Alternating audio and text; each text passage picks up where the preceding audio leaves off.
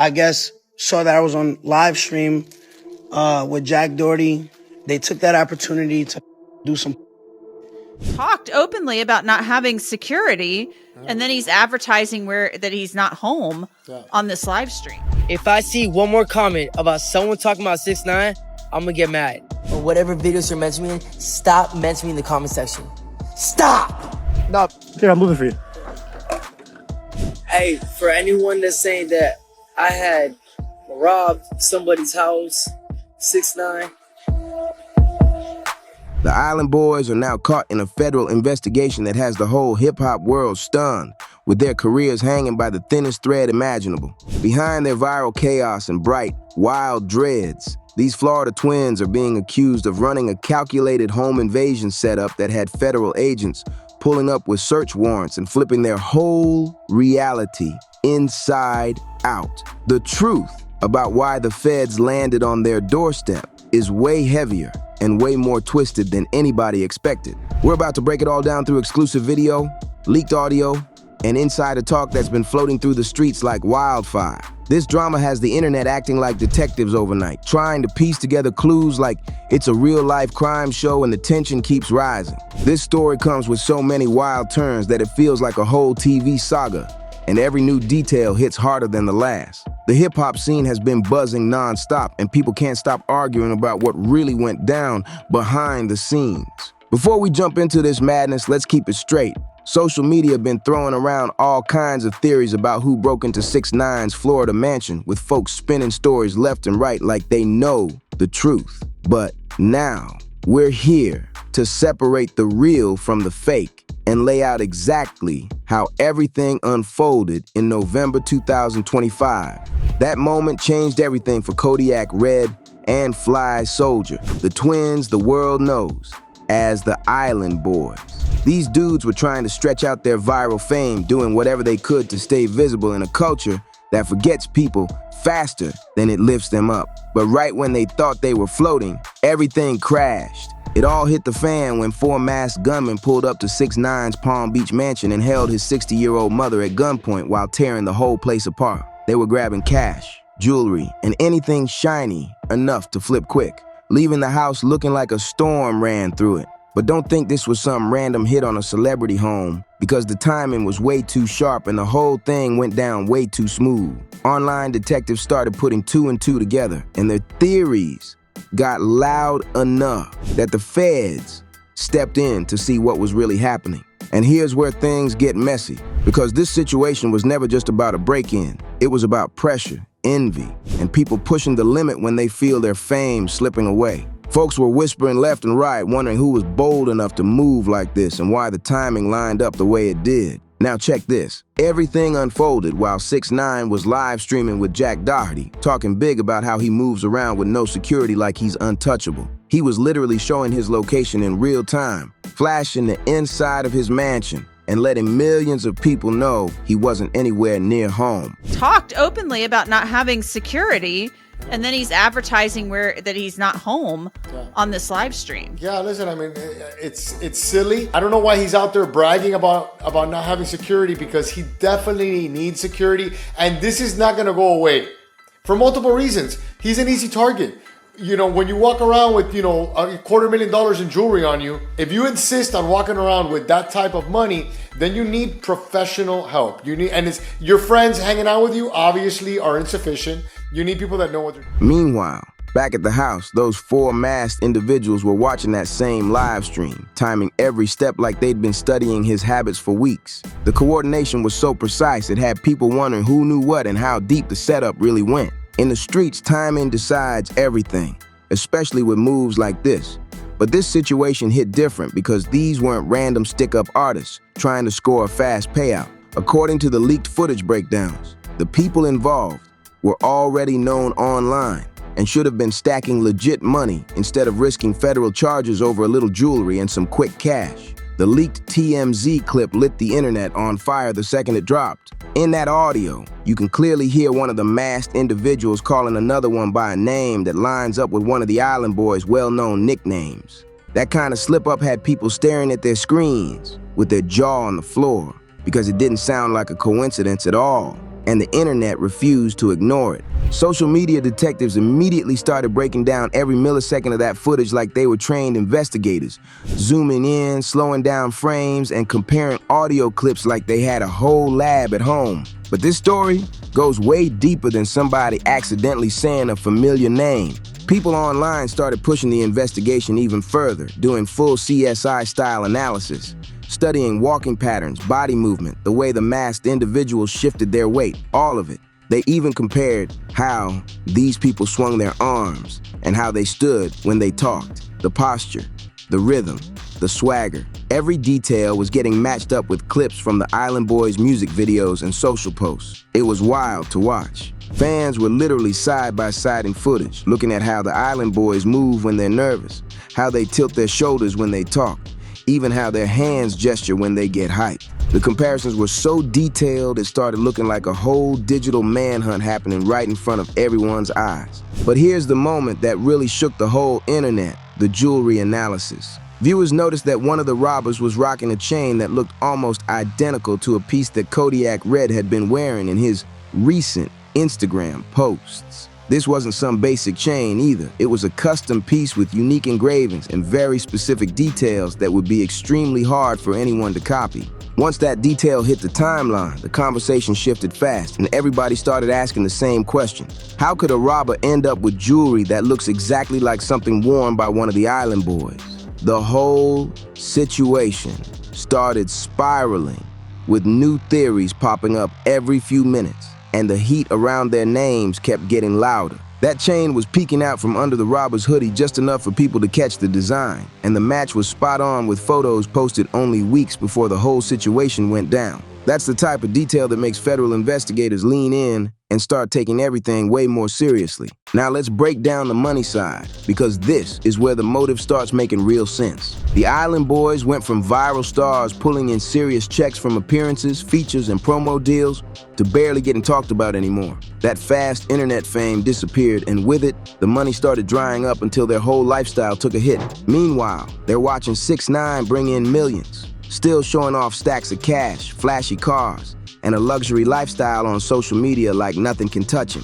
Seeing someone in the same world flex that hard while their own spotlight fades, that type of contrast gets under people's skin quick. Now here's the part everyone kept whispering about. The moment the pressure online got loud and internet detectives were stitching together evidence like professional analysts. One of the Island Boys finally cracked under the stress and decided to speak out, and the way he did it had everybody raising eyebrows. His reaction didn't just sound defensive, it sounded like someone who felt the walls closing in. He jumped out immediately with alibis, dropping details about being in Vegas the night of the robbery, naming spots, times, and events, like he was reading off a script someone handed him. But the wild part, no one even asked him for all that information yet. Hey, for anyone that's saying that I had robbed somebody's house, 6ix9ine, Red is in the west coast of Florida, and I was in Vegas. I just got to Florida, just now. I'm writing a tax. I just got to Florida. What you saying? Tripping. I ain't robbed nothing, man. That move alone had folks saying he was revealing more than he meant to, and it made the whole situation look even stranger. People online were replaying his statements, pointing out the nervous tone, the rushed delivery, and the way he kept over-explaining things nobody mentioned. He started talking about taking taxis, being on the west coast of Florida, dropping timestamps, locations, and little details like he was building a whole defense before anybody even asked for one. That type of energy had people looking sideways because it came off way too rehearsed. Real talk, that's defensive behavior, and everybody caught it instantly. Why break down your movement so heavy if you truly have nothing to worry about? The streets were watching every word, and you could feel the tension through the screen. Then he switched up and got even more heated, telling people to stop speaking on the 6ix9ine situation altogether. He was getting irritated, frustrated, and snapping at anyone who even mentioned the robbery or tried to connect him to the drama. He didn't just want the rumors to die, he wanted the whole topic erased. Mention me in your videos. Stop. Or whatever videos you're mentioning me in, stop mentioning me in the comment section. Stop! Stop! More comment about someone talking about 6ix9ine, I'm gonna get mad. Stop talking about it. I don't want to hear about it. I don't want to hear a theory about it. I don't want to hear none of that. Oh, it was this. Oh, yo, Red. Listen, boy, listen. Stop that, okay? You guys are causing me a lot of trouble, okay? Detectives came to me already, okay? Like, it's getting ridiculous. They're going to my mom. Like, this is a big problem.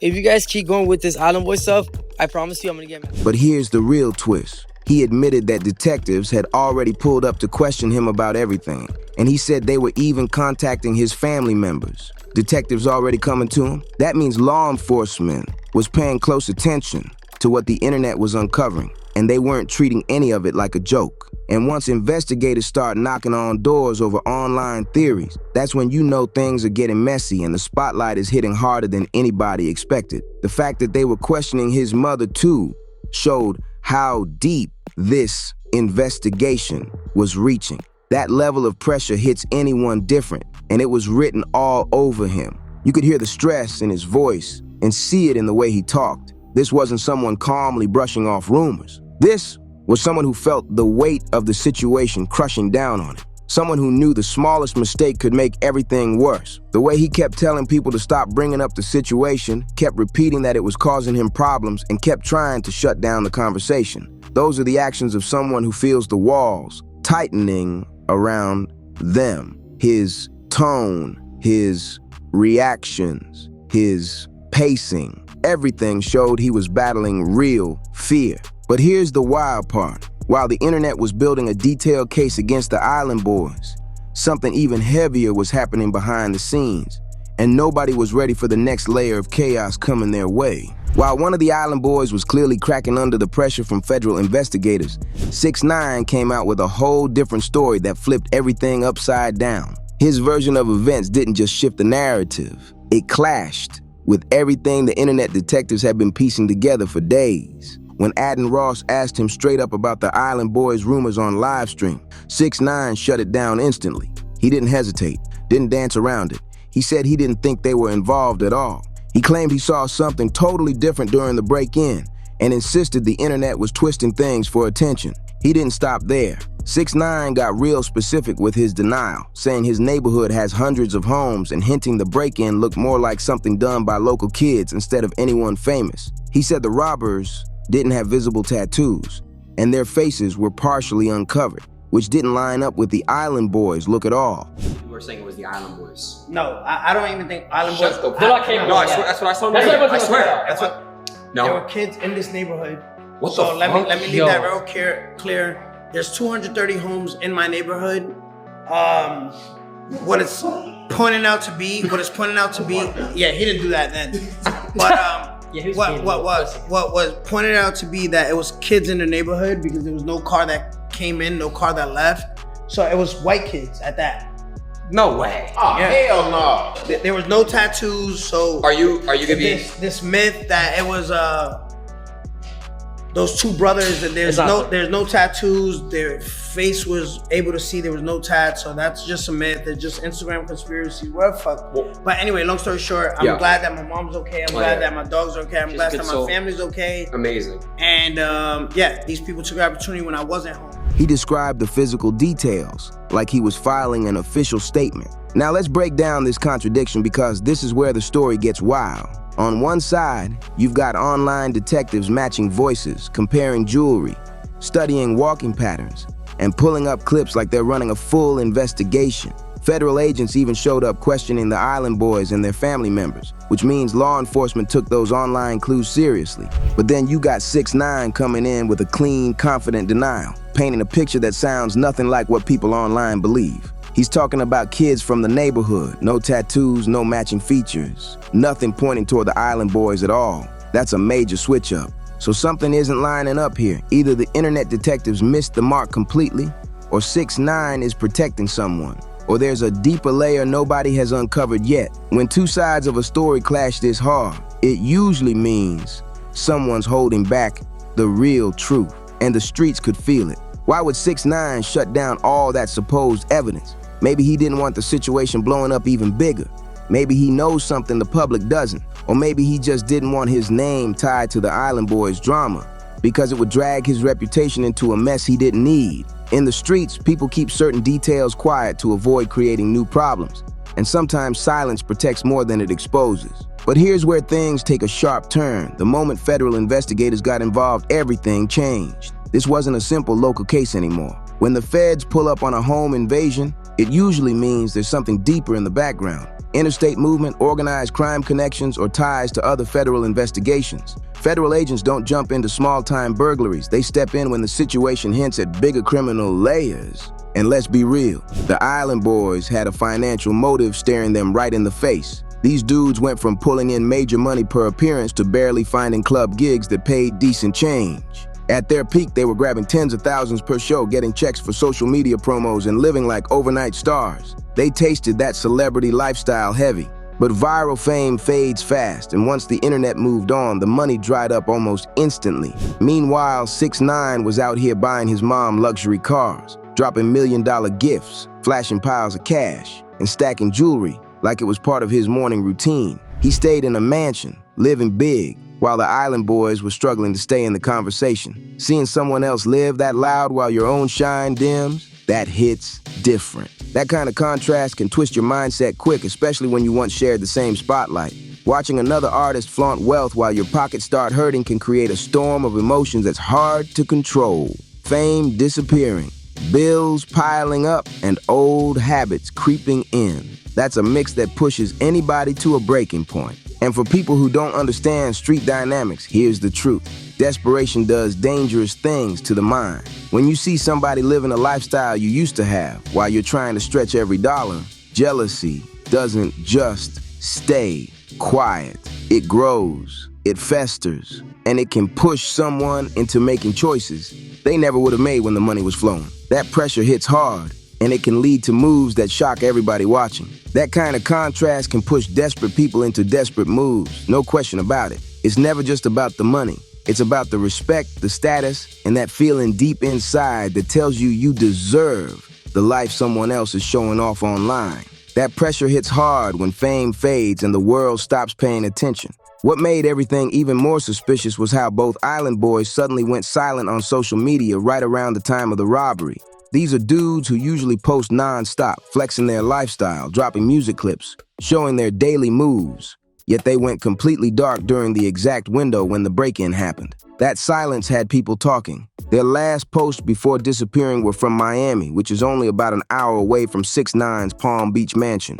That detail alone made online detectives start connecting dots and pulling up maps like they were working a real case. Nothing about that timing felt random. The voice analysis fans started doing was wild because they took it further than some professionals would have done. They compared speech patterns, accents, tone, and even ran audio through voice recognition software to match certain words. Some breakdowns showed striking similarities between the robber's voice and one of the Island Boys, and people online were claiming they got high % matches through advanced programs. It had social media going crazy. But this situation wasn't just about a home invasion or online speculations. The real twist is how this whole thing exposed the dark side of social media fame. The Island Boys had the clout, but the money dried up fast, leaving them fighting to stay afloat. Meanwhile, 6ix9ine had both fame and fortune, but he kept making himself a walking target by constantly flashing cash, cars, jewelry, and every luxury he touched. That combination created the perfect setup for chaos. This story wasn't simply about whether the Island Boys were guilty or not.